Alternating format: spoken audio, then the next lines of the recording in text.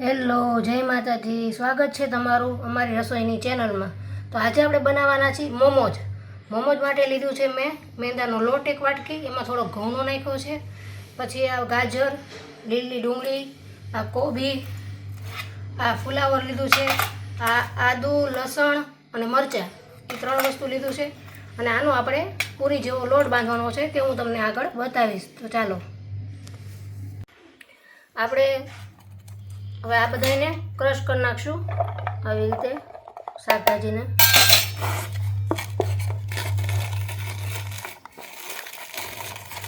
બધા શાકભાજીને આવી રીતે આપણે ક્રશ કરી લેવાના છે, કટર હોય ને એમાં.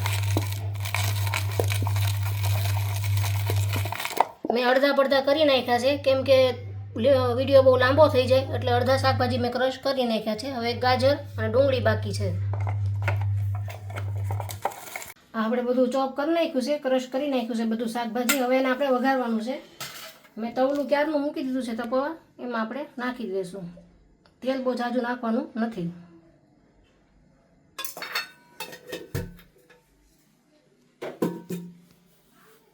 એમાં આપણે જીરું નાખી દઈશું, હળદર નાખી દેવું, હિંગ નાખી દેવું, અને આજે આપણે ક્રશ કર્યું છે એ બધું શાકભાજી આમાં નાખી દઈશું. લીલું મરચું નાખ્યું છે એટલે આપણે લાલ મરચું નહીં નાખીએ.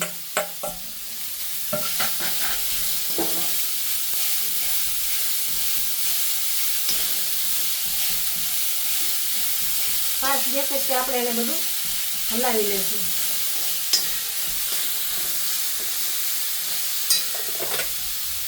હવે આ મીઠું નાખી દેશું, હલાવી લઈશું પાછું.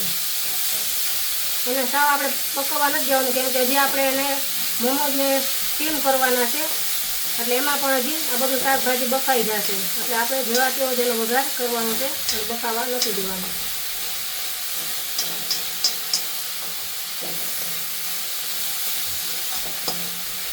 આવી રીતે જરાકવાર એને હલાવી લેવાનું છે, એટલે જેવા તેવા આમાં બફાઈ જશે ને થોડાક આપણે સ્ટીમ કરશું એમાં થઈ જશે. ઝીણું ક્રશ કરેલું એટલે તરત થઈ જશે. હવે આપણે સોસ નાખવાના છે, એમાં થોડા સોસ નાખી દઈશું.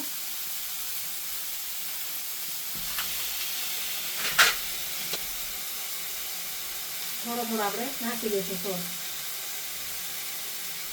ગેસ બંધ કરી દઈશું અને એને આપણે હલાવી લઈશું.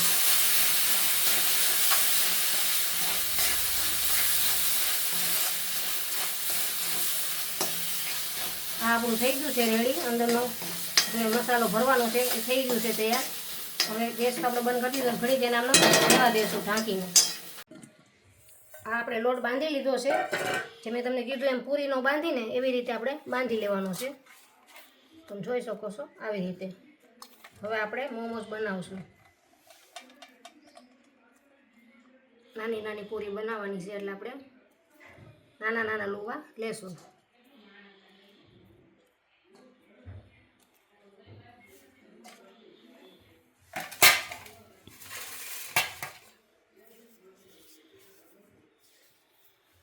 થોડોક ચોટે નહીં એટલે લોટ લેશું.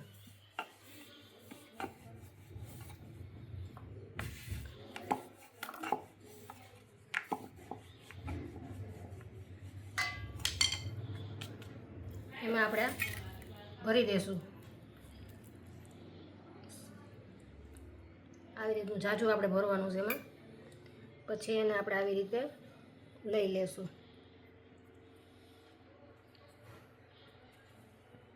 આવી રીતે આપણે એને ગોળ શેપ દઈ દઈશું. વધારાનો ભાગ કાઢી લેશું. આવી રીતે આપણે સ્ટીમમાં મૂકી દઈશું. તો ચાલો, હવે આપણે મોમોઝ થઈ ગયા છે તૈયાર. મેં 3 આ શેપમાં કર્યા છે. જો આ ગમે તો આ કરવાના તમને, અને આ શેપમાં ગમે તો આ શેપમાં કરવાના. મેં અલગ અલગ 3 ખાલી કર્યા છે. હવે આપણે એને સ્ટીમ કરવા મૂકી દઈશું. 15-20 મિનિટ સુધી એને સ્ટીમ થવા દેવાના છે. તો ચાલો, આપણા મોમોઝ થઈ ગયા છે તૈયાર. તમને કેવા લાગ્યા? જો સારા લાગ્યા હોય તો લાઈક કરજો, શેર કરજો, કોમેન્ટ કરજો ને સબસ્ક્રાઈબ કરવાનું તો ભૂલતા જ નહીં. આવજો બધા.